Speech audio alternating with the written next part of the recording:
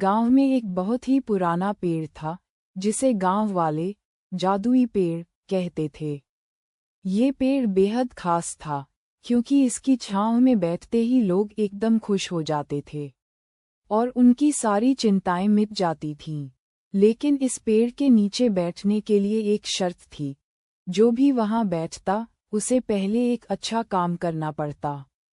गांव के बच्चे इस पेड़ के बारे में सुनते आए थे, लेकिन किसी ने कभी हिम्मत नहीं की कि जाकर उसकी छांव में बैठें।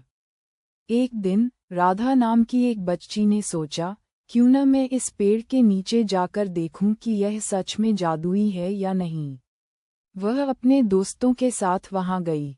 राधा ने देखा कि पेड़ के पास एक बूढ़ा आदमी बैठा है। वह काफी दुखी लग रहा था।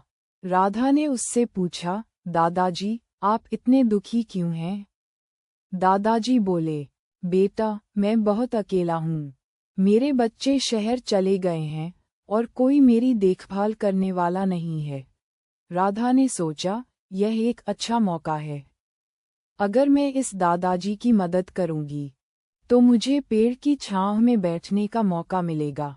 उसने अपने दोस्तों से कहा, आओ, हम दादाजी के लिए कुछ खाना बनाकर लाते हैं। सभी बच्चे खुशी खुशी दौड़कर अपने घर गए और खाने का सामान लेकर आए। उन्होंने मिलकर दादाजी के लिए खाना बनाया और उन्हें खिलाया। दादाजी की आंखों में आंसू आ गए और उन्होंने बच्चों को आशीर्वाद दिया।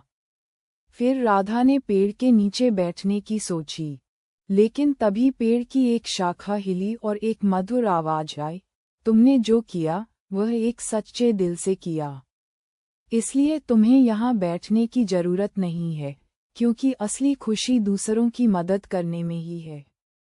राधा और उसके दोस्त समझ गए कि जादू केवल पेड़ में नहीं, बल्कि उनके अच्छे कर्मों में था।